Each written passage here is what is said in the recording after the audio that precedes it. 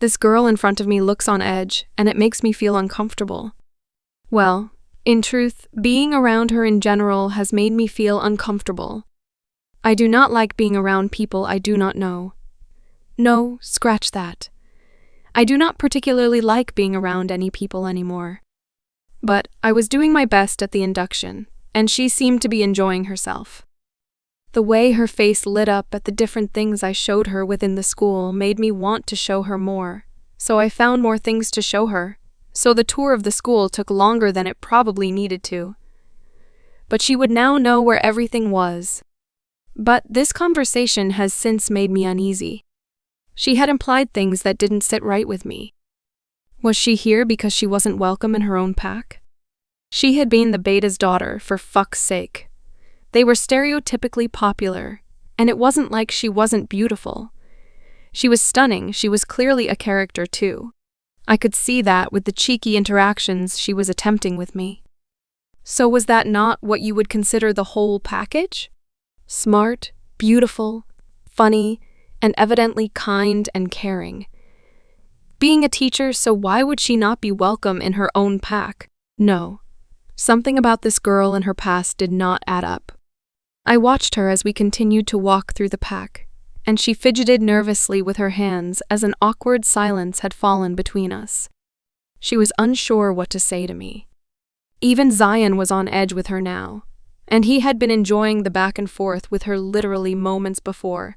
Not many people do that with me, and he found it amusing. Bailey, I would appreciate knowing the reason you came here. I worry about the safety of our pack, I explained to her, surprising myself by using her first name as I had been formal so far. But I have to say her name sounded good on my lips. She glanced across at me with a dark expression. Your pack isn't at risk. It will be, that is, she said, and I could hear the tears in her voice. And what does that mean? I found myself asking, because if you are at risk, would that not mean the pack is? Oh, for fuck's sake, should I just go back? Would that be better for you, Beta Asher? It took me long enough to get away from him. But if it is that much of an issue for you, I will just go back. Let him have his own way. Be his prisoner in his pack, despite not being good enough for him. Would that be better for you? She yelled, before rushing off, leaving me standing open-mouthed at her rant. Where the hell did that come from? Well, aren't you a prick?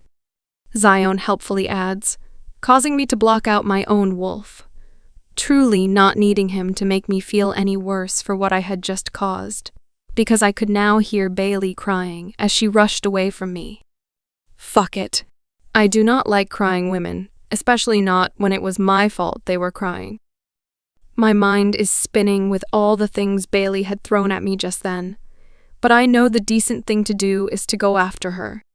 I don't know what had gone off in her pack or her life, but evidently something has happened to cause her to seek refuge within our pack. Did Aiden know of this? If she did, why hadn't she explained this properly to us, so I could have avoided this sort of shit show? Bailey, wait. I called after her as I ran to catch up with her, and as she turned to look at me, I saw tears glistening down her cheeks. Damn, I feel like a dick now. Everything she said sounded like she had been through enough shit, and I likely made it worse. It is fine, Beta Asher. I will head back to my room and get my things. She nodded at me, wiping her eyes. I will message Luna Eden and explain that this won't work out. Oh shit. Aiden would kill me. Bailey, please, give me a moment? I asked, motioning with my hands to the tree line not far away. Maybe a walk through the forest could be a good place to talk. At least we wouldn't be disturbed. Are you going to kill me? She suddenly asked, and I couldn't help myself but laugh. I have no clue where this girl gets her ideas from, and I know laughing at her isn't the right thing to do either. But her question was just so random. Why would I be killing you? I asked. Don't know, my wolf said. And my head is a bit battered, so I just wondered. She sniffed, wiping away another tear. I can't help but smile. I don't make a habit of killing people, especially not ones we have just employed.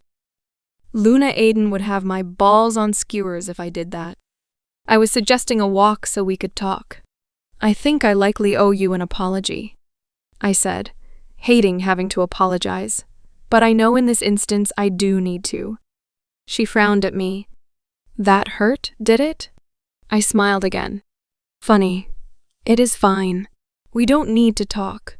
It won't change things, she said, taking a deep breath like she was trying to push back the thoughts of everything that had happened. I know that action, one I have done many a time myself. The difference is, I think this girl is struggling to push things back, or things were becoming too much for her to manage. Bailey, you are part of our pack now. Do you not think we should know what happened so we could help? I asked. Curiosity was killing me now. I truly wanted to know what had happened to her to make her scared so much. She wanted to get away from her pack, who was keeping her like a prisoner in her own pack. My own family only just found out. That was hard enough, she told me as we began to walk toward the forest. They didn't know? I asked. No clue what they didn't know, but desperate to learn and to keep the conversation going. Bailey slowly shakes her head. Messed up, right? It is easy to be missed when you are the middle child who is an embarrassment. Your father did not seem embarrassed of you. I don't know. She shrugged, and as I looked across to her again, I saw her wipe away another stray tear. Whatever this is that happened, it still hurts her. Maybe I shouldn't force her to talk about it. She doesn't know me, and from the things she has said to me, she certainly doesn't think too highly of me.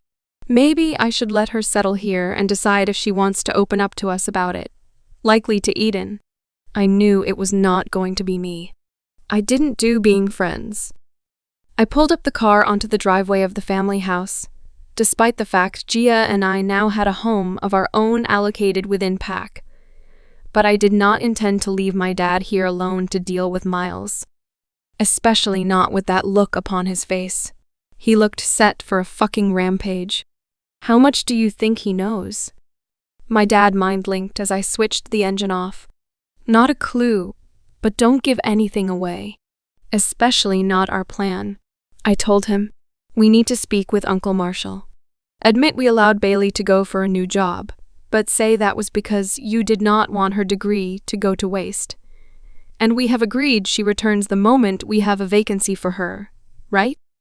Good thinking. Dad agreed as he opened his car door, like he did not care that Miles looked ready to kill someone. Right, baby. Go straight into the house. My mum should be in. Or maybe Morgan. Once we have spoken to Miles, we will head to our home, okay? I said softly to Gia, and she smiled that gorgeous smile of hers at me, telling me all would be okay. I have her to think of now. I need to focus on my life with her. I stepped from the car to see my dad standing in front of the porch steps, in front of where Miles was sitting. Yet he is not saying a word, he was simply staring at him. Gia is getting out of the car, and I watch as Miles's eyes drift over her, causing my heart rate to race and my wolf to snarl.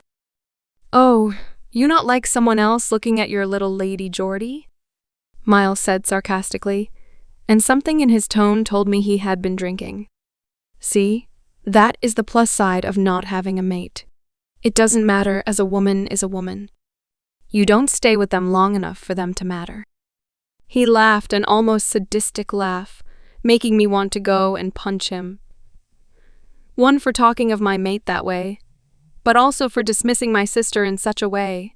Shut your mouth, boy. My dad suddenly decided to speak.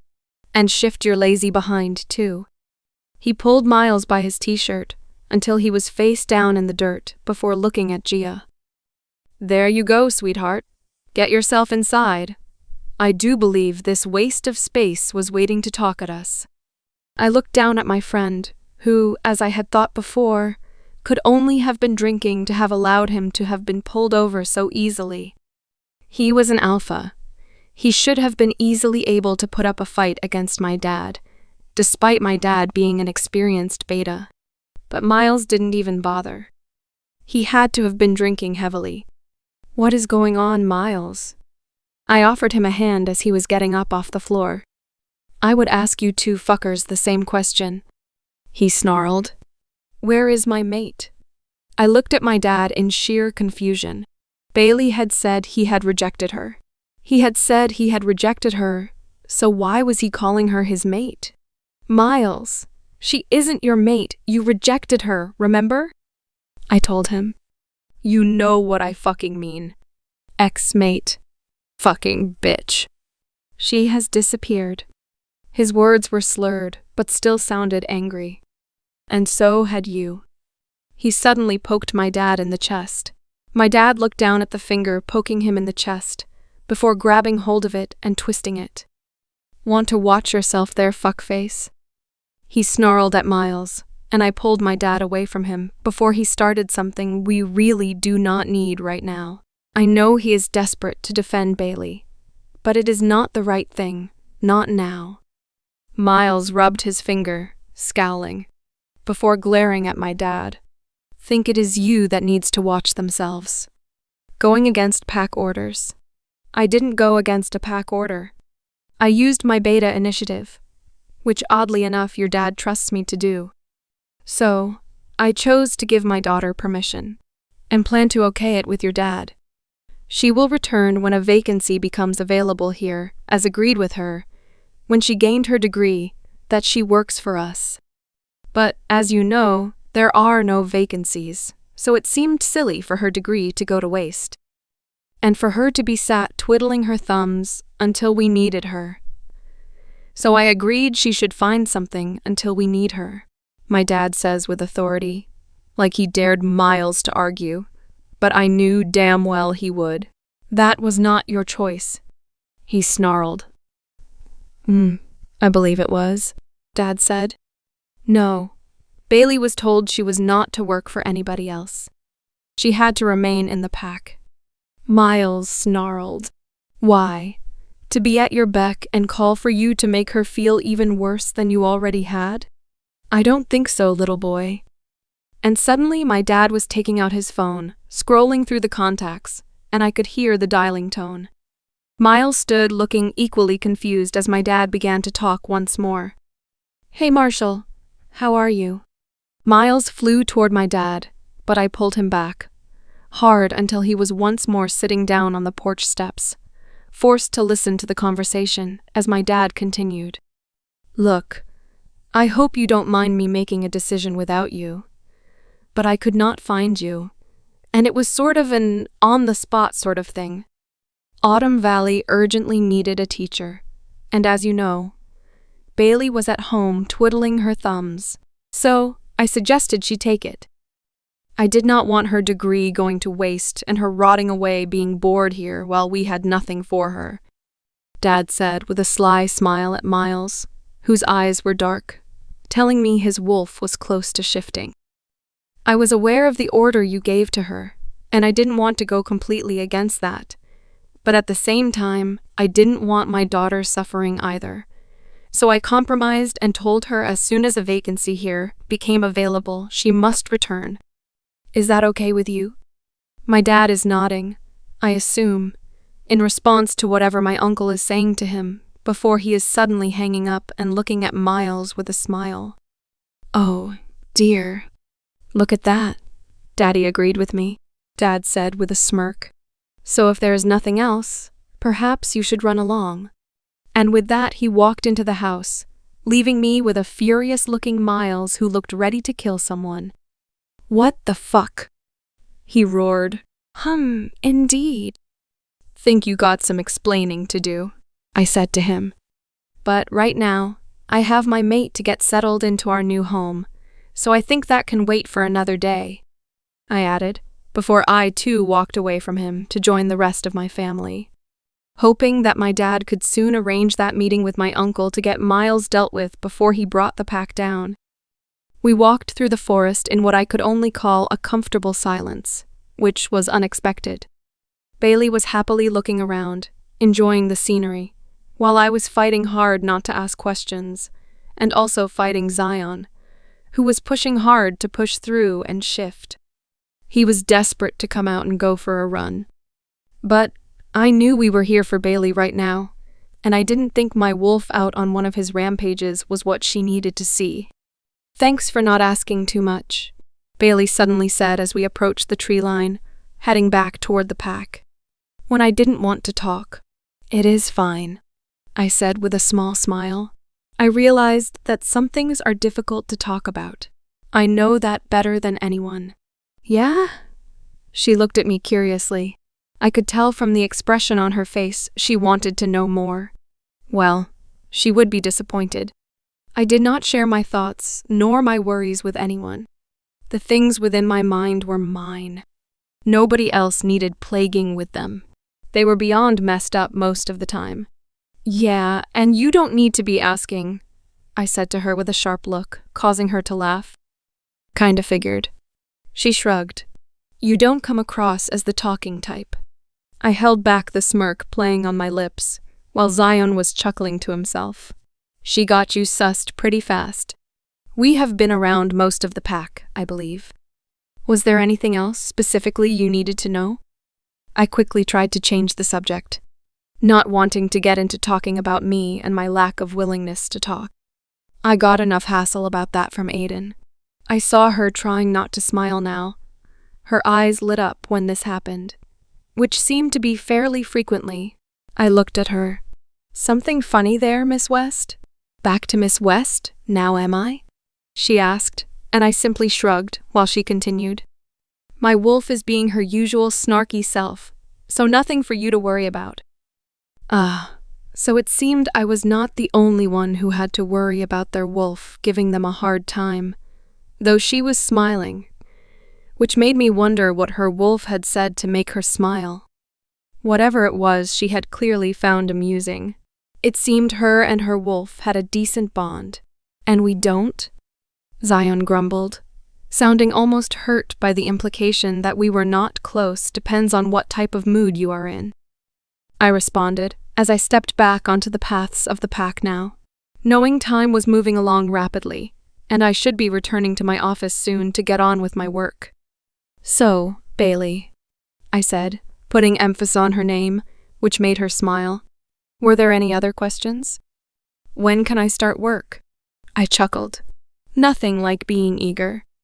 I have been desperate to find a job since I finished my degree, but I haven't been allowed to get one out of the pack, and there were no vacancies within my own pack. She said absent-mindedly, as if in explanation, as she wandered along, but once again my mind was drawn to her words. She was not allowed to look for work outside of her own pack.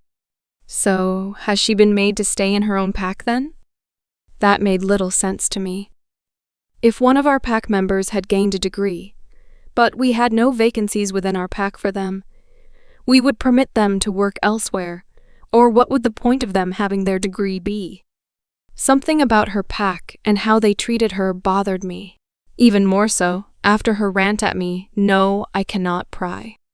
It is not my place. She has nothing to do with me.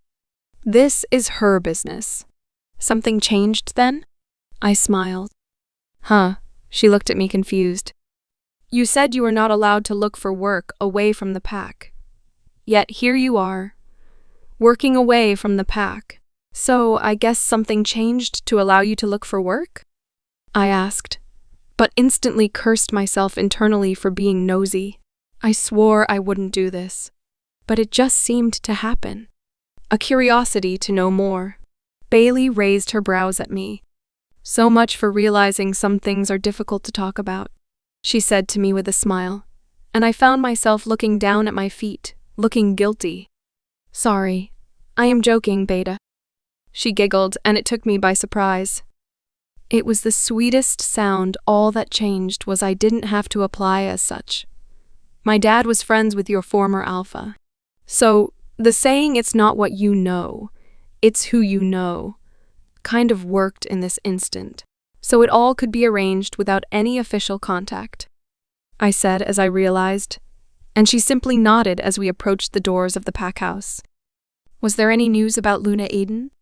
she asked me, and I figured that this was her attempt to change the subject, telling me not to pry any further, despite the fact I was desperate to know more. Not yet, but I plan to call in to see her later. She will want to know how this has gone. She will eat me alive if I haven't done a good job. I joked, and I saw Bailey's face light up as she smiled. I will be sure to give you a good report, Beta. Why, thank you, Miss West. Keep calling me that, and I may change my mind. She smirked, and I found myself laughing as I held the door open for her. Back to where we started. I said to her, "You think you can remember your way back to your room?" I asked her, because I do have things I need to do before the end of the day. Sorry for holding you up. She looked to me with an uncomfortable smile. That was not a criticism of you, nor a complaint of having to do the induction, Bailey, I told her. It was not as bad as I expected. And oddly, I wasn't lying when I told her that. I actually found her company bearable.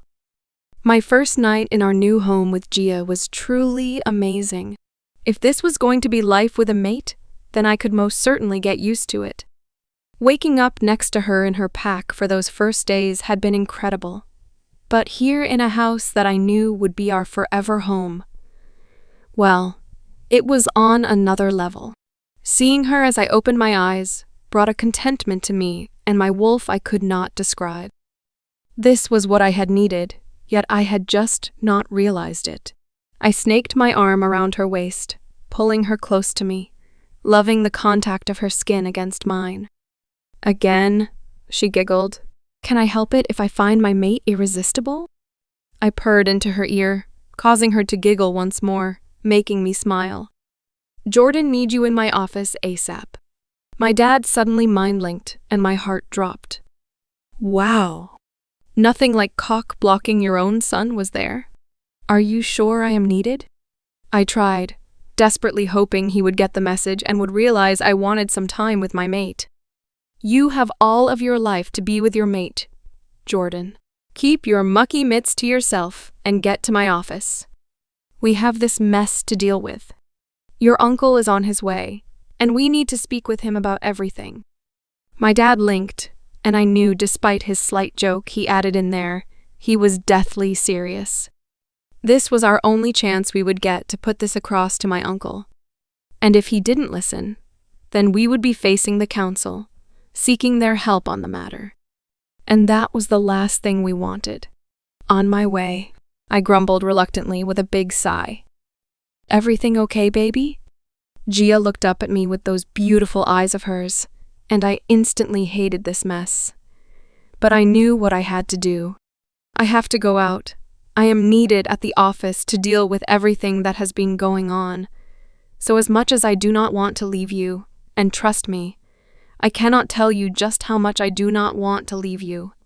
I really need to be there, I explained with a sad smile. Gia smiled, her calm and caring smile. It is fine. I will still be here when you get home. This needs dealing with, so go and deal with it. I softly placed a kiss upon her head as I clambered from the bed and rushed to the shower, knowing if I did not rush, then my dad would be on my case. And I did not need my previously good mood completely ruined by him. I got to the office in record time to find Ellis just arriving too, and he smiled enthusiastically as he saw me. Your dad disturbed your time in bed with your new mate too, by any chance? He asked with a grin, and I couldn't help but smirk at him. I had heard Ellis had found his mate too, so it didn't surprise me that my dad had disturbed him as well as me. I wonder what gave you that idea. The ever-so-cheerful expression on my face? I said sarcastically. You mean the same one I am wearing? He grinned. But he is right. This does need dealing with, and Miles is passed out right now, so no better time, right? Of course, that would have been why my dad was up and doing this as early as he was. Miles will be rough today after his late-night drinking session, because he continued drinking long after I left him last night, because he was persistently mind-linking me to go and join him. I think he had forgotten I had found my mate now, and did not need to be going out to the bars to pick women up like he was suggesting. Him being out of it gave us an opportunity to speak to my uncle, the pack alpha, and Miles's father without any chance of Miles disturbing us, offering us the opportunity to explain all that needed to be explained to him. And, hopefully, he would see things the way we needed him to. He would see our side. "You think your dad will listen now?" I asked him as we approached my dad's office door. "Not a clue. He has a habit of not seeing any flaw in anything Miles does. So if that is what happens here, then in truth, we are in trouble," he says with a shrug as he knocked on the door. "Yup," my dad called as Ellis opened the door, slowly sticking his head around the door. "Hey, Uncle." "Oh, hey, Dad." He smiled as I followed him in. "Oh, why do I feel like I am being ambushed here?" my uncle suddenly says, crossing his arms. "We need to talk, and we feel the more of us here to express our concerns, the more likely you are to listen," my dad said, and I suddenly felt more than a little concerned, especially going off the angry expression upon my uncle's face. "Oh, is that right? And what is it we are talking about? Because this does not feel right." My uncle's eyes darted between the three of us, and I could see his eyes were flickering between those of himself and his wolf, and I knew if his wolf came out, we would be in trouble. "We are worried about Miles, Dad." Ellis took center stage, and the moment Miles was mentioned, Alpha Marshall stood up, his anger flaring immediately. "Yet you didn't think it was right to have him here to defend himself?" he snapped.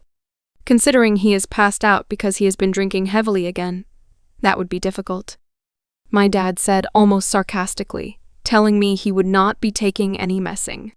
"He has issues, Marshall, and we need them addressed before he destroys the pack you have worked hard to maintain." "What the fuck do you mean he has issues? He is a young alpha wolf, enjoying life is all." My uncle dismissed the bad behavior as nothing of concern, which did not surprise me. My dad shook his head, while Ellis suddenly walked across and stood in front of his dad. "And what about attempting to kill a pack member? Is that a young alpha wolf enjoying life?" My uncle's mouth dropped open and was about to speak, but Ellis continued. "Or meeting his fated mate and rejecting her because he deemed her not good enough for him?"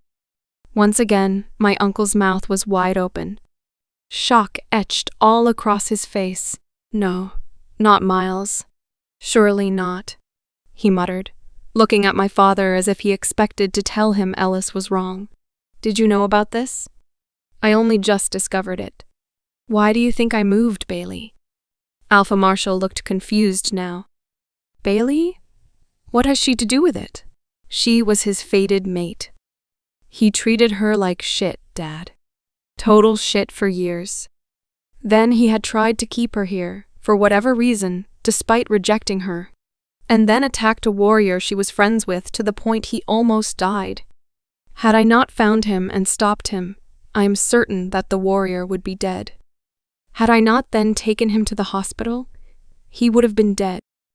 Ellis snapped. My uncle dropped into his seat, shaking his head. "Why? No, it doesn't make sense. That does not sound like Miles." "It is true, Uncle. Believe us. Bailey has suffered at the hands of Miles for years, bullying and then rejection. He did not want her working away from here. He wanted her by his side, yet did not want her. And then tried to hurt the one man that was making her smile again.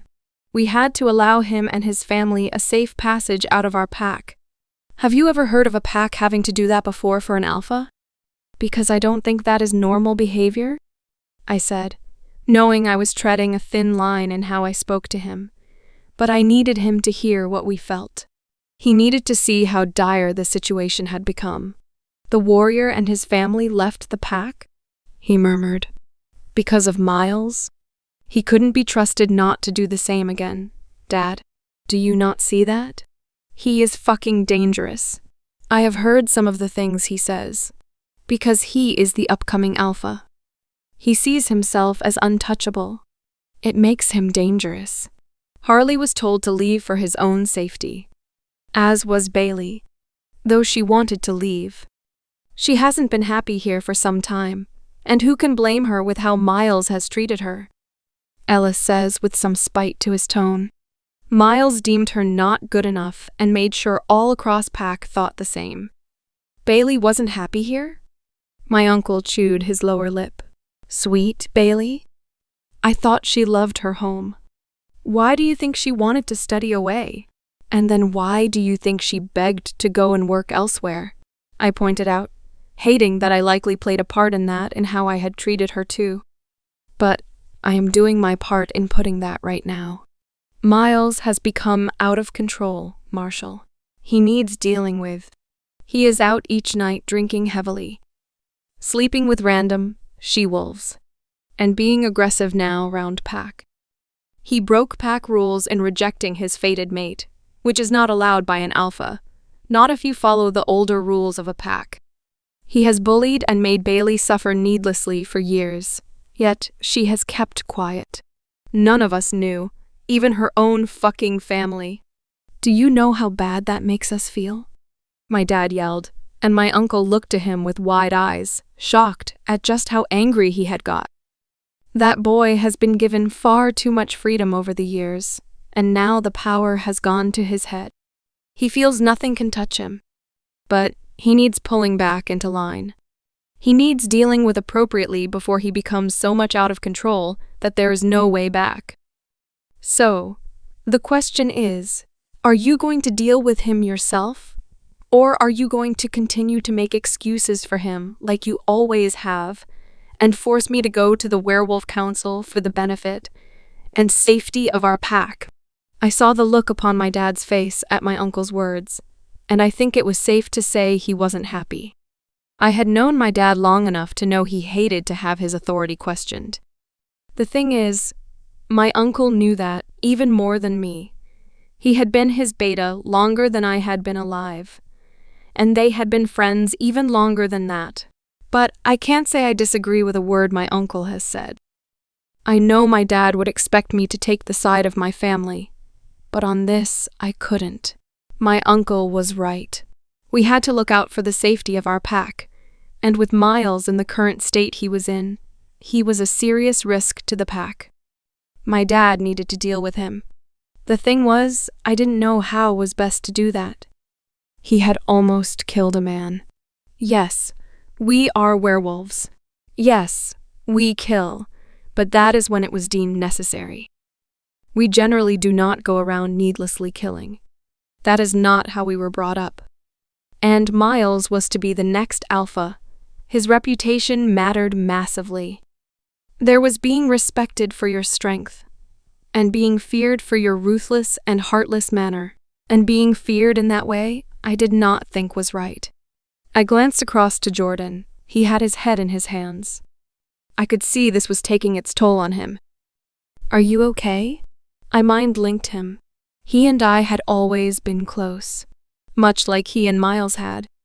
Growing up with our dads being best friends, it was always going to happen, though he was always that bit closer to Miles, knowing he would be his beta. He was likely worried for his best friend, like I was about my brother. Stressed, wondering what will be. Tired. Brain feels like it wants to explode, he replied, and I couldn't help but smile. I don't think I could have put it better myself. Yeah, I get that. Hopefully they sort this. But going from that look on my dad's face, he wants to kick some asses. I warned him. So long as it isn't mine. I haven't had a coffee yet, he replied, and I held back the chuckle that was threatening. He was not the only one that hadn't had a chance to have his coffee this morning, after being rudely disturbed by my uncle during mid-morning fun with my new mate. So not only are you throwing all this shit at me, but now you threaten me with the Werewolf Council too? My dad suddenly yelled right back at my uncle, telling me this was likely far from over. If needs be, Marshall, yes. This needs dealing with. He is going to destroy this pack, and himself if he is not dealt with. Can you not see that? My uncle says, and he is not backing down. I got to give it to my uncle, our current beta. He is a tough cookie. He is one of the few people, besides my mom, who will stand up to my dad so willingly. He does not take his shit, and if he believes he is wrong, he will tell him without faltering or fear. I have to say, I have always respected him for that, because, friends or not, he would always be the weaker of the two, because my dad was the alpha. Yet that never stopped my uncle. He was always ready to give my dad shit when it was needed, which many a time had brought much amusement to me. Sadly though, right now, this was far from amusing, and much more concerning. Neither one seemed willing to back down, and Uncle Donovan was ready to stand up for both his family and the pack without a doubt. And this time, I would have his back whether my dad liked it or not. So, smart guy, what the fuck do you expect me to do? My dad looked to my uncle, and for once I saw uncertainty upon his face, and that filled me with fear. My dad is an overpoweringly strong alpha, always meticulous in his work. Ruthless yet logical and decent and compassionate when needed. He was much respected as an alpha both within our pack and beyond. He was always so certain of what he was doing. So to see this look of indecision and doubt upon his face worried me. You know all of this is true of Miles, I assume? You think we would come to you with things we weren't sure of, Marshall? Uncle Donovan says a little less harshly now. This is some serious shit. We cannot hand the pack to someone so dangerous. He could destroy everything. He is already running around like he has no rules to follow. Like he believes as the next alpha, he is not touchable. He broke rules in rejecting Bailey, and thought nothing of lying about that and covering it up. Hurting her over and over while he slept with other she-wolves before rejecting her. And now he won't even let her leave the pack. He is drinking excessively night after night, going to whorehouses, getting into fights in clubs. One of the guards had to go and pay bail the other night, and pay extra to allow the issue with the police to disappear. This can't continue. I saw my dad drop his head into his hands. This was all Miles? He muttered, while I reeled in shock at the revelations, many of which I hadn't heard of either. It seemed my older brother had been doing a whole lot more than even I knew of. My uncle was right. We needed to fix this, and soon. My dad had to see that, though. I am afraid so, Marshall. He isn't the sweet kid he once was. The power of knowing he is going to be alpha seems to have gone to his head. And, as for this, almost killing a pack member, that is it in my mind. That is not a man fit to be an alpha. He needs help. He has anger issues, but he has had since being a child. You know that. Had Ellis not been there, that warrior would be dead. Miles was ready to blame it on rogues. It was only because Ellis spoke up the truth came out, my uncle explained, and my dad looked across to me. He said it was rogues? He asked, and I nodded. He tried to lie to cover it up? To cover up his disgusting actions? And I nodded once more. I am sorry, Dad, but yeah. He asked me to lie for him too, saying the warrior deserved it. I did lie initially until I realized the truth. Then I told Uncle. We knew then we had to speak to you. My dad shook his head. I need to speak to your mom. Dad, you can't make excuses for him anymore. This is the pack's safety you are talking about now. I warned him, and he nodded. I know, son. I feel sick knowing Miles is capable of all of this. This does not sound like him at all. He should be with his mate. Maybe Bailey should come home? I saw the eyes of Jordan and Uncle Donovan dart towards one another, before looking at me and my dad in shock. Marshall, he rejected her. He treated her shockingly. She is not going back to him. She is finally free of him, and she will stay that way. If you want him to have a mate, then it will be a chosen one, and it will not be my daughter's. I lay on my bed after a quiet second day in the pack. Luna Eden was still in hospital, apparently on bed rest now, until she had the baby, which from what Beta Asher had told me had gone down like a lead balloon. So seeing her would likely wait until I was given the green light to visit her, or she had the baby. Other than a brief visit to my bedroom door to notify me of that information early in the morning, I had not seen any more of Beta Asher either. I had wandered around the pack on my own, seeing if I could remember where things were, and I think I was doing okay. A few more days of exploring, and I think I will know my way around. Thankfully, as bad as my sense of direction could be at times, I could just rely on the sense of direction of Akira, and she generally put me on the right path. I had spent the rest of the day sitting in my room creating name badges for all of my new class members, with supplies I had brought with me. I was a sucker for arts and crafts and always had supplies lying around, especially for classes I had done at university. While visiting the school with Beta Asher, I asked for a class list of the children I would be teaching, which he had reluctantly given me with a confused expression. But it allowed me to create them all individual name badges as a little gift for me arriving, but also that would help me learn their names too. Plus, it had been a good way to kill time, as I was so desperate to begin my teaching role now. But I still had a few days to wait. With Beta Asher saying I would start on Monday, likely thinking a beginning of the week start would be best, I felt full of excitement about what lay ahead. My new pack was beautiful. I had the job I had been training hard for, and I could not wait to meet the children I would be teaching. And I was finally away from Miles. Yet, as I lay and looked up to the ceiling of my new room, I felt a little alone. I thought instantly of Harley and wondered if he was okay. I know he had left the same night I had. I could only hope he had reached his new pack safely like I had. Was it truly what I wanted, not to be with him?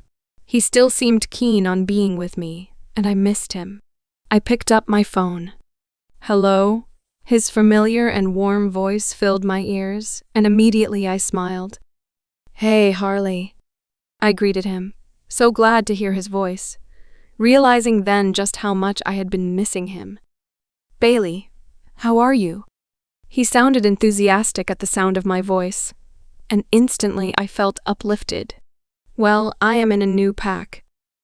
"Just like you," I joked. "You got your job?" "I got my job. But that isn't important. How are you doing? Are you okay now? Did you get to your new pack okay?" I bombarded him with questions. "Wah, lots of questions." He chuckled. "And let me just say your new job is massively important, bye. Do not forget that. I am so happy for you. But in answer to your questions, I am doing okay, still a little tender here and there. But thankfully, I am slowly healing now. Wolf is finally able to do what he is meant to do. And yes, we got to the new pack. Ah, I am so glad to hear that. I have been so worried about you," I admitted with a sigh, wishing he was here to hug right now. I won't lie, I missed him. "Guess what, bye?" he exclaimed, sounding super excited, and this made me smile. Though the more I got to know him, the more he knew how to make me smile. "What, Harley?" I teased. I wondered if he was about to tell me he missed me or something. "I found my mate," he exclaimed, and instantly the smile upon my face was gone. She was here all along, in my mum's old pack. The excitement in his voice was so clear, yet my heart felt like it had fallen through the floor right now. But I knew I had to say something. He would be expecting an answer. "Wow, that is amazing, Harley," I said with as much happiness as I could force within my voice. "Bailey, are you okay?" "I'm sorry. Maybe I shouldn't have said anything I was going to message to tell you.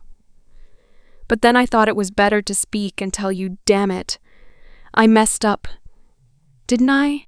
he muttered, and I can hear the excitement gone from his voice now too, making me feel terrible. I feel so bad now. His initial reaction told me he was happy about the fact he had met her, so I did not want that to change. This was his fated mate. Like my dad said, he would want her. Instinct would kick in. He would crave her. and he so evidently had. He sounded overjoyed at finding her, just the way it should be, too. He should not feel anything less because of me. Harley, it is fine. She is your fated mate. You sound so happy. What is her name? I asked, despite not caring one little bit, but trying desperately hard to be interested for Harley. Dana. She is a female warrior, Bai. They have female warriors here. She is tall, with long, dark hair and the biggest blue eyes. She was on guard duty as we arrived, and I knew then. Boy, his voice faltered, and it felt like my heart was crumbling at his words. But I did my best to stay composed. He deserved this. This was the girl picked for him by the moon goddess, the one he was meant to be with. Ah, she sounds perfect, Harley, I told him. You will be back to full strength in no time with her by your side. And a warrior, too. She will be able to whoop your ass. He chuckled. I think she probably already could, though I think I may let her. His voice trailed off as if he was thinking of it. And I knew then I needed to get off the phone. I didn't think I could listen to much more of this. I was glad he was safe. I was glad he was healing. And now I knew he would be happy too. He didn't need me anymore. Aw, sorry, Harl. My dad is trying to call. I am going to have to go. I had just wanted to ring to check if you were okay, and it sounds like you are doing amazing. Oh, okay, bye. Thanks for calling. Call again soon, won't you? He asked. Sure thing, I told him as I hung up, but I knew that we likely wouldn't be talking too much now he had found his mate. Seems things had worked out the way they had for a reason. Had me and him gone to his mum's pack together, like he had suggested, him taking me as his chosen mate, and his fated mate had been there, things would have been beyond awkward.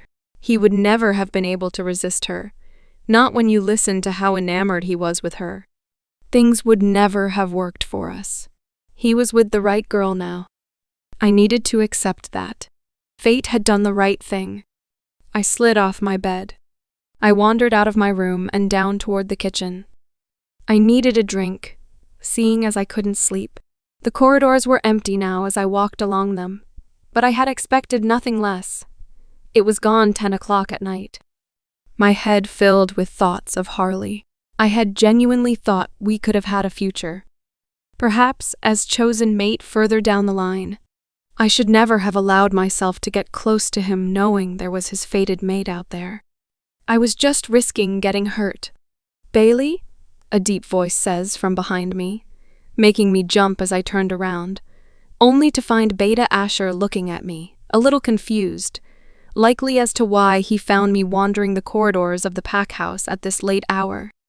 Then he tilted his head slightly as his eyes drifted across my face. Have you been crying? Another usual night of me working late. So much additional work to do with Caleb on daddy duties, while Aiden was on bed rest. Though listening to his tales of his mate being restricted to bed, she was far from an ideal patient.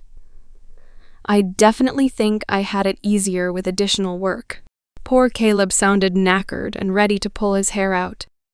I think it is safe to say both Caleb and Aiden were ready for this little bundle of joy to arrive, and soon.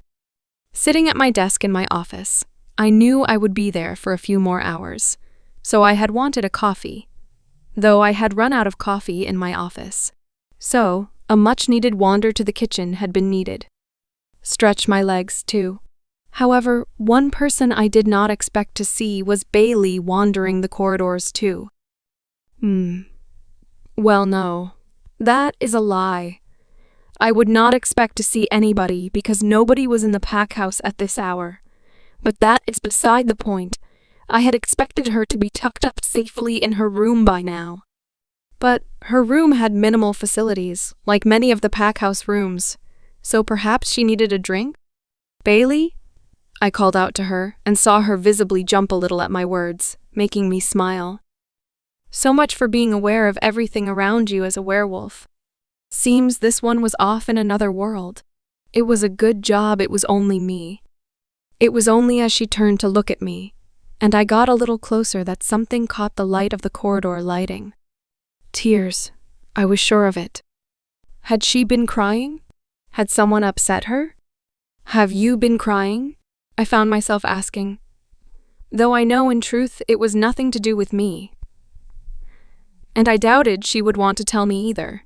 Her voice faltered a little as her gaze moved away from mine, suddenly looking down to the floor. Should I take that as a yes, but mind your own business, Asher? I asked, and she suddenly looked up at me. Her big brown eyes looked in pain. You don't want to know. It is pathetic, she said with a shrug. I was just going to grab a drink. I'm sorry for being out of my room. I found myself frowning. Bailey, you are not in a prison. If you need to be out of your room, it allowed, you know? Yes, I have lived alone in the pack house for quite some time. But that does not mean I expect you to stay in your room the moment you arrive here. I have heard the things said about me in the pack. The nasty rumors. Comparing me to a monster living in a castle.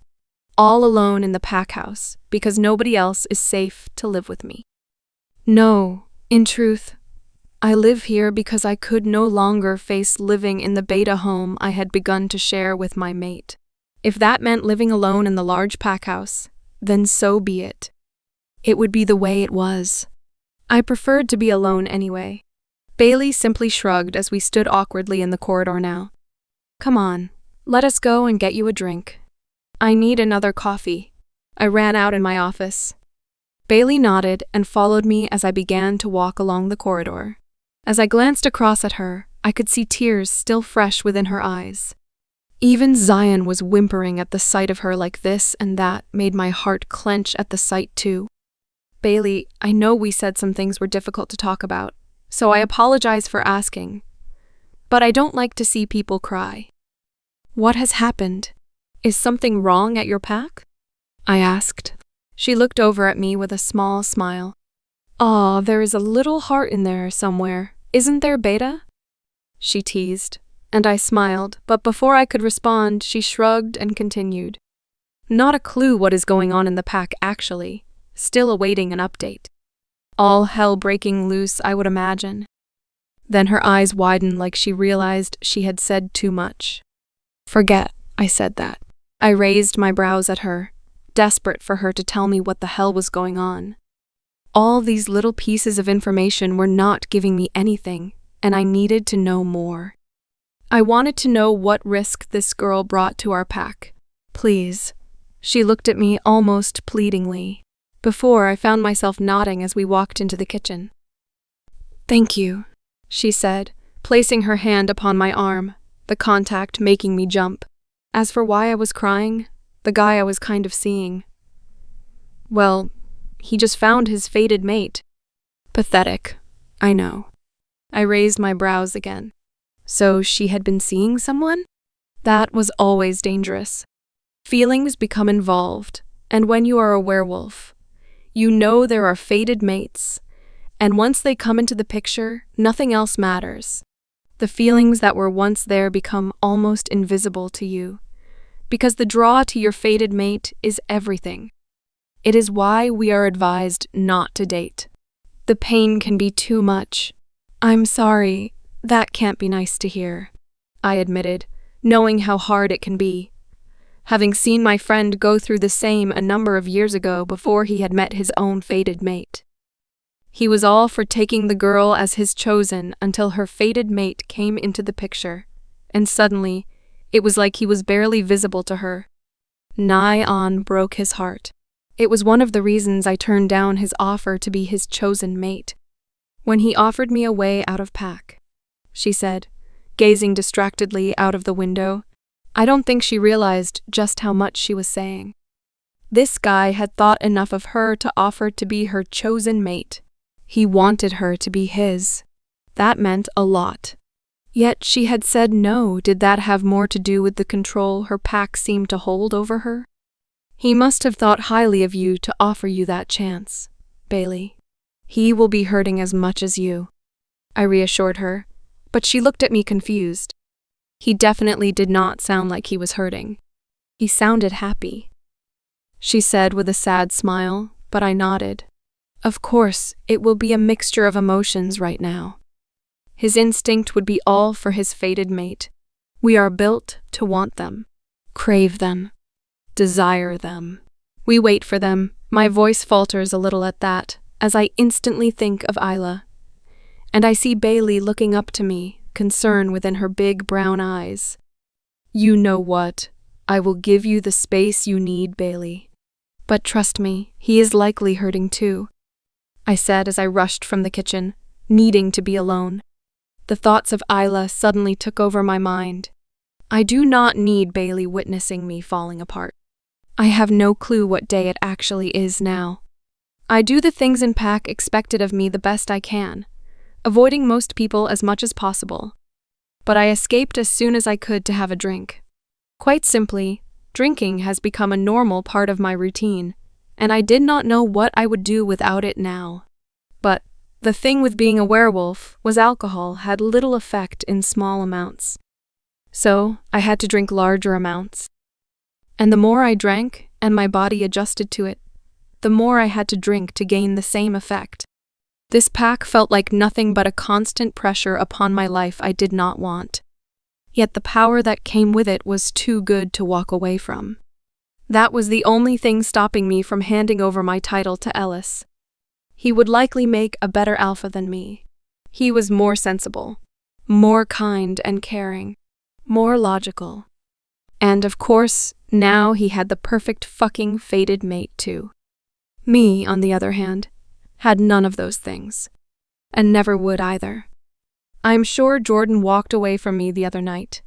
I can't quite remember, but I have a memory of it, so I believe it happened. Though it may have been a dream, who knows? The drink makes it hard to tell sometimes, the difference between reality and imaginary. One thing I do know is he ignored my calls too. He was picking that new whore in his life over me. Was that how he thought things would be? I didn't like that. Jordan was my closest friend, my closest ally. Had been since we were small. He was going to be my beta. We have always been together. So why was it all of a sudden I was second best to some second-rate bimbo that had appeared in his life? He surely realized without me, he had no title? No claim to the beta role. He needed me more than he needed some cheap woman. It wasn't like he and I had ever struggled to pick up women when going out together, so why could he not just be content with that? Be a decent friend to me? My fucking dad had not listened to me when I had told him that Uncle Donovan had manipulated him with the whole Bailey situation. I explained the whole sorry mess, telling him in detail why she needed to be here. Obviously not the real reason, as he could never know she had ever been fated to me. That would be the worst possible outcome. My dad had always taken my opinion into consideration before, but this time, he simply laughed in my face. Laughed in my fucking face and told me to get over it. That Uncle Donovan had consulted him, and it was fine. So, I needed to find some other way to bring her back. Miles? My dad yelled as he walked into the house, while I tried to nap on the sofa. I grumble, already sick of him, having managed to avoid him as much as possible over the last few days. Getting sick of lectures about my drinking and attitude.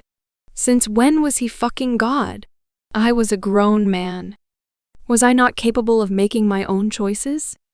If I want to drink, that should be my choice. Sit up, he ordered. Think I am good, I muttered, staying where I was. Laid out, with my eyes shut. No intention of moving for him, just to please him. I'm sure the lecture he no doubt wanted to give me could wait for another time. It was no doubt a repeat of the same one he seemed to have on replay. About responsibility. Behavior, alpha role, expectations. Boring, boring, boring.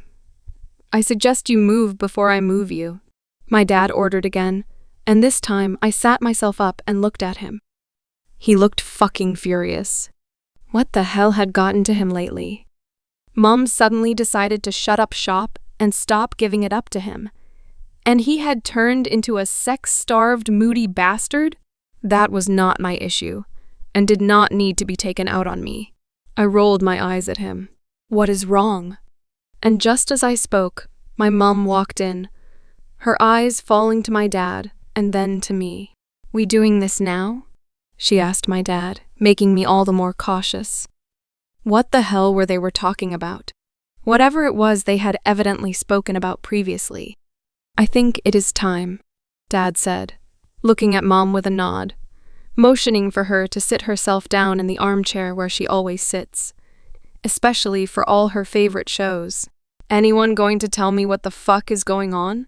I snapped, suddenly feeling angry at the fact that it felt like my family were keeping things from me. Yes, if you actually give us a moment. We are concerned about your behavior lately, Miles.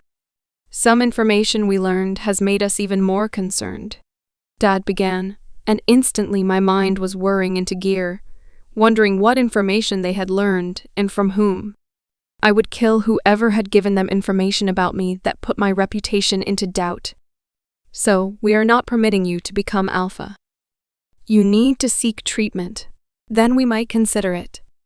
Also, you need to find a mate. Obviously, it will now be a chosen one, won't it?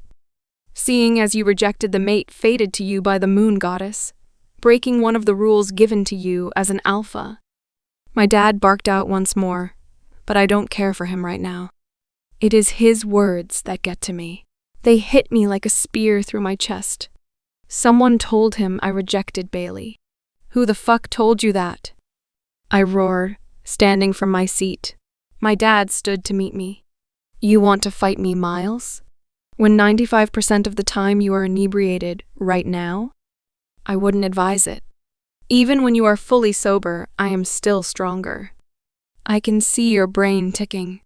You are in doubt now, wondering who betrayed you, right? You want to know who told me? Your pack. People who were concerned for the safety of their pack. Because it seems their upcoming alpha has let his power go to his head. And trust me, as an alpha, that is the worst thing he can do. So it is about time he reins his neck in and sorts himself out, or he will not be becoming alpha after all. I thought I had taught you better than that. But I am telling you something, Miles. I will not tolerate this shit. I will not put my pack at risk because of you. Never. My hands trembled in anger. He dared to threaten me with taking my title away? Something I was born to inherit? Something I have lived toward earning my whole fucking life?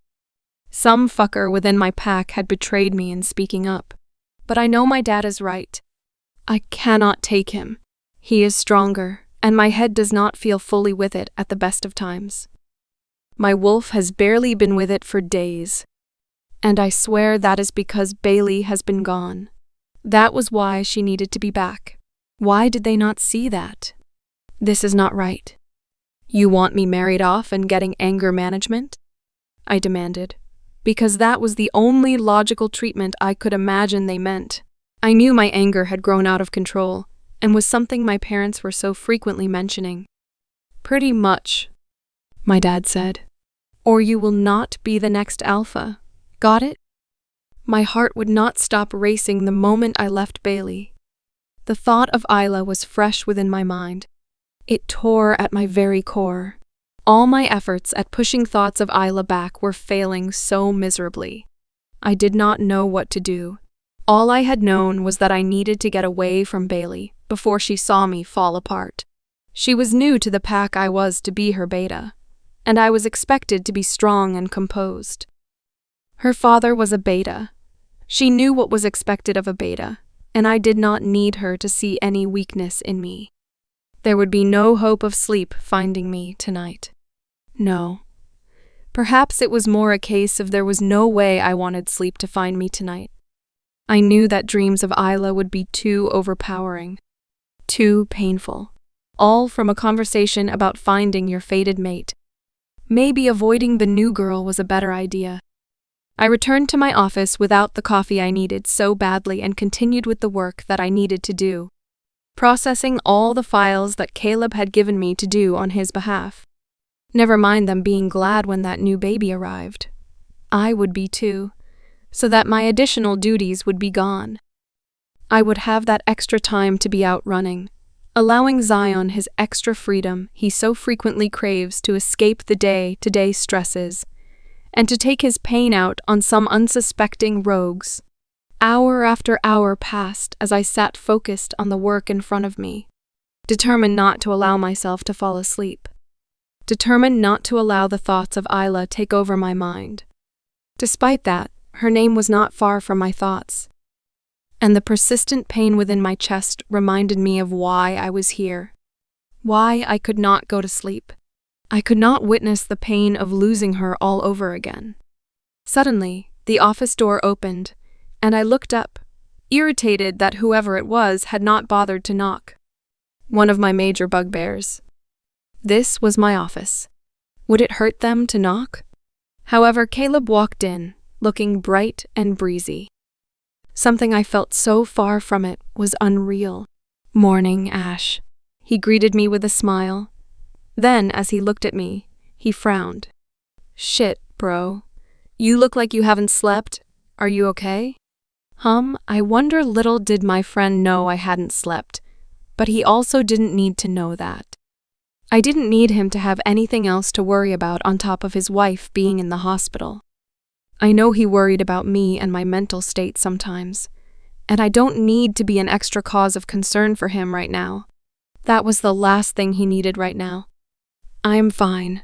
A lot of work is all," I said with a shrug. "Been up early." "Early? It is 7 now? What time you get up?" Caleb questions, a suspicious look upon his face. Fuck, did he know? Not sure. I was awake early, so I thought it was best getting a head start. I lied. You sure about that? Because I am pretty sure they are the clothes I saw you in yesterday. Caleb says with a frown. You haven't been to bed again, have you, Asher? This time he sounded angry. Caleb, I am fine. Give it a rest, I snapped. This is not okay, Ash. Things are difficult enough as they are right now.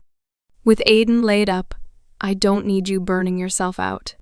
You know you need to be careful. What is wrong? I thought things were okay? Are you struggling again? Caleb's face was full of concern, and I hated myself for adding more pressure and worries to the shoulders of my friend. He does not need this right now, and I know it. Caleb, I said I was fine, so will you just take my fucking word for it for a change? I said bluntly. You know ever since I lost Isla, my sleep has been knackered. It was a bad night is all. So I decided to make use of the fact I couldn't sleep and do some work, okay? I do it fairly often. It is of no major issue, so stop making it one. It definitely isn't something you need to be concerned about. It isn't healthy, Asher. He snapped. Well, I ain't dead yet, Caleb. I snarl. Should I ask your dad to take over your duties for a little while, so you can take a break? Caleb suggested, and instantly Zion was rippling beneath the surface. Anger pulsating through my body. How dare he imply I am not capable of doing my beta role, because I struggle with the loss of my mate, because I struggle with sleep. Yet the cheeky fucker was quite happy to offload all the mediocre tasks he couldn't be bothered to do himself. Are you for real? I found myself roaring, knowing then Zion was involved now too. This was not going to end well if Caleb got angry. Caleb raised his brows at me. Really? He snarled. Do I not have the right to be concerned for my friend? And if I think you aren't able to do your job, then too fucking right I am for real, Asher. I pushed my chair back angrily, so I was standing. Zion was so close to shifting now, but I knew the moment he did, that Thor, Caleb's wolf, would be shifting too, and all hell would break loose. My office would be destroyed, and the two of us would be seriously injured. Like the last time we fought, Caleb was needed right now. He did not have time to recover from a full-on fight, as much as I wanted to kick his ass. I fought hard to push Zion back, Why am I not able to do my job, Caleb? Have I not been doing everything expected of me and more? I said a little more calmly this time, so he could see I was not as angry. I needed him to see my anger was under control. But this not sleeping and being on edge all the time isn't normal, Ash. Can you not see that? Did you see the pack doctor like I asked? Or the therapist? Caleb asked softly. I know he was desperate for me to seek grief counseling after the loss of my mate. Why he thought that would help me, I don't know. Sitting in a room with some randomer discussing how much it hurt to lose my mate and analyzing all the things that came with it. No, that was not for me. I would rather stab myself in my fucking eyes with a needle. It was not going to help me. Not in the slightest. Sleeping tablets were the treatment option from the doctor, I told him, and I am not relying on medication. Besides, it isn't that I can't sleep, I added silently within my mind, knowing I cannot share this with my friend. It is just that my sleep is plagued with visions of my mate, losing her, reliving the pain as she leaves me, waking me in floods of tears or sweating, desperate to try to save her, yet I can't having to relive her loss all over again, all on repeat. Therapy could work though, and you know it could, Asher. Caleb began, but I gave him a dark look. Not going over this again. Not happening. Was there something you came in here for? If not, then I have work to do. You know, the work you should be doing, but I'm doing for you because I'm a good beta? I snapped, knowing I am being a dick, but he had irritated me that much I couldn't help myself. Caleb sighs, dropping himself on the sofa. Aiden wanted me to find out how the induction went is all. Well, the new girl is still alive if that is what she needs to know. I didn't eat her or lose her. I smiled sarcastically at my friend. Caleb chuckled. I don't think she thought you would, but I may tell her you did just to see her reaction. I see him thinking, so I can only imagine where his mind has gone. On your head be it, if you do, I warned him, as Aiden was grumpy at the best of times in a morning, even more so during her pregnancy. Seriously though, did the induction go okay? Bailey know all she needs about Pack? You show her around all the Pack? Please tell me you were nice to her. I rolled my eyes. Did they think I was incapable of being nice? I think I was nice, wasn't I? I even gave her some sympathy or tried. Oh, I don't fucking know. I tried. That was the best she was going to get. It was the best I could do, yes. It went fine. She had a full tour of the Pack. Full induction. Seemed happy enough. Starts Monday, I explained, and Caleb nods.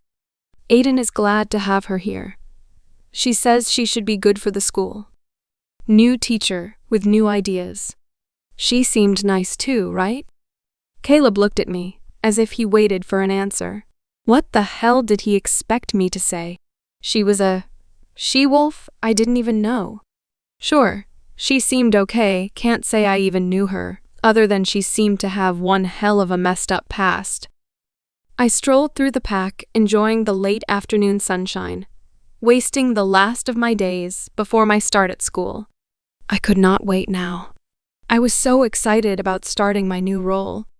I was getting good at finding my way around the Pack now too, with Akira's assistance, albeit. But I was getting there slowly. I had decided to escape my room for a few hours and walk around the whole Pack, while most people were likely enjoying a lazy Sunday with their families. My mind had been on home the last few days, but I had barely heard from home. When I did reach out, my dad just kept telling me things were in hand, and not to worry about anything. Which, I cannot lie, kind of made me worry all the more. This made me feel like he was likely hiding things from me. Were things happening, and he didn't want me to know? I had blocked Miles's mobile number, so even if he wanted to get hold of me, there would be no possibility. Or at least not from his own phone. Sunday back home was definitely a family day. A day for a big meal together. Or possibly a BBQ with friends and family. And here I had neither. The closest I had to a friend was Luna Eden, and she was still in the hospital. The only other person I had spoken to was the beta. I had a few funny looks in the dining hall from pack members, likely wondering who the strange girl was, but nobody actually spoke to me, and I had yet to find the courage to speak to them. I could not lie. I was feeling lonely. And sitting alone in my room only enhanced that feeling. It was not nice. I thought I felt lonely at home, despite being surrounded by family, but this was equally as bad, because here nobody knew I was here, and I don't think anyone cared. But I was determined not to feel sorry for myself and had been determined to go out and keep myself busy, which was how I found myself out and wandering the whole of the pack, needing to keep myself moving, exploring every inch of the pack, get to know my home. So, while I may not know the people here, I could still say I knew the pack. I had become a little braver and had even decided to wander through the forests too. Despite the persistent pushing from Akira for her to shift and go for a run, I pushed her back, not wanting her to take over. I wanted to explore the pack myself, allow myself to get to know where I would be living now. Though it now meant Akira was in a mood and had retreated to the nether reaches of my mind to sulk, leaving me alone to enjoy my walk in total silence. The forests were beautiful, and as well taken care of as the pack was. Alpha Caleb evidently took great care of his pack, and that, to me, showed what a great alpha he was. As I wandered through the shade of the trees, enjoying the sight of the smaller animals I saw, and the slight warmth of the sun breaking through the branches above me, I heard footsteps behind me, and my heart began to race. "Akira?" I begged, desperately needing my wolf ready to defend me in case this was a loose rogue someone here that should not be. I didn't even know my way back to pack in a hurry if I needed to, nor did anyone know I was here. Shit, I didn't think this through. I increased my speed as I moved back in what I thought was the direction of the pack, desperately in need of getting away from whoever else could be in the forest. Why did I think it a good idea to come for a walk here? Bravery was not brave after all, even less so when my bloody wolf had gone AWOL after being in a mood with me. My palms were becoming sweaty as I moved faster, almost to a run now, just as my foot got caught in a root in the undergrowth. And I tripped, going flying, the floor coming to meet my face far too quickly, before I could even stop myself. And as I fell, I heard the footsteps coming even closer. "Who is there?" a deep male voice demanded angrily. My head felt fuzzy while my heart raced. Surely a rogue wouldn't demand you identify yourself, would they? Either way, my mouth did not seem capable of working right now. I was struggling to breathe, let alone speak, as I was so panicked. Suddenly, 2 feet, heavily clad in big boots, were in front of me. "Who are you?" the voice demanded once more, as my eyes rose up from the heavy military boots the man had on his feet, all the way up his strong body to his big blue eyes. His sandy blonde hair slicked back off his face into a small bun, despite his hair also being shaved undercut. The strong, chiseled features looking down at me with curiosity, a small smile playing upon his lip. "Are you going to answer me?" I stuttered, still struggling with my words. I would say, going from how he was dressed, he could be a guard, maybe a warrior, definitely not a rogue. Suddenly, a hand was placed in front of me, as if to offer me assistance in getting up. "Come on, let's get you up." I took his hand, surprised by the strong grip of his hand as he helped me up. I felt his eyes upon me as I now stood in front of him, in my navy yoga pants and matching cropped top and trainers, my long dark hair pulled back into a ponytail. I likely looked hot and sweaty and a total mess, now with added features of twigs and leaves for added effect, not a look any woman would want when encountering a man. but I did not expect to be seeing anyone whilst I was out walking. So, for the third time, "Who are you?" He smiled. He didn't seem quite so intimidating when he smiled like that. His big blue eyes almost twinkled. "And then I may even move on to the question of why you are up here, if you can manage that." I scowled at him, not appreciating his patronism. "I am not stupid." "Did I say you were?" He smiled again. "Though in my defense, all I have seen of you so far is that you fall over your own feet and until this point lacked the ability to talk, so it didn't look great." I pouted in annoyance. He was a cheeky fucker, this one, and I don't even know who he was. "Are you going to give me an answer?" he asked again.